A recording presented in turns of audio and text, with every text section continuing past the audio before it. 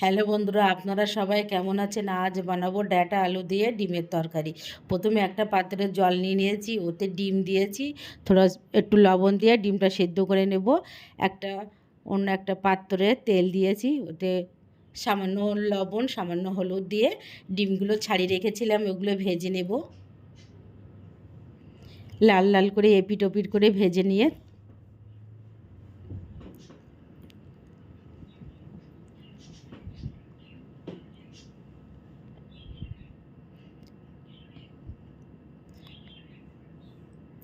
ডিমগুলো আমার ভাজা হয়ে গেছে। এবার আমি ডিমগুলো তুলে নেব এক এক করে।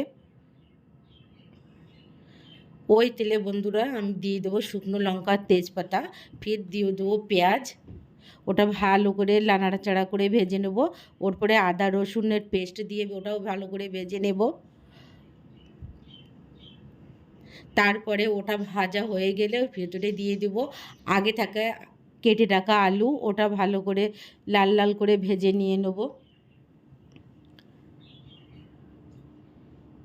তারপরে দিয়ে দেবো সজনে ডাঁটা, ওটাও ভালো করে ভেজে নিয়ে লবণ দিয়ে দেব, লঙ্কার গুঁড়ো, হলুদ গুঁড়ো, জিরের গুঁড়ো, ধনিয়া গুঁড়ো। ফির ভালো করে নেড়ে চেড়ে ভেজে নেব। একটু সামান্য জল দিয়ে দেব।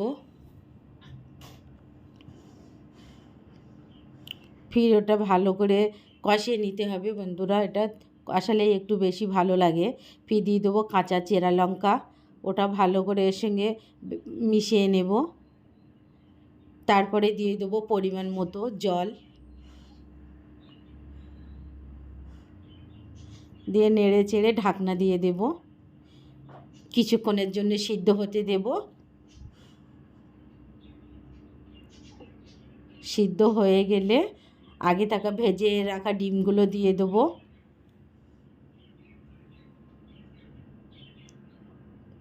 ফির গরম মশলা নিয়েছি, এটা বেটে দিয়ে দেব।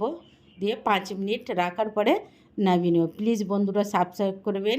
আর গরমের দিনে ডাঁটা খেতেও ভালো লাগে, আর ডাঁটা একটা ঠান্ডা তরকারি বন্ধুরা, প্লিজ ট্রাই করুন।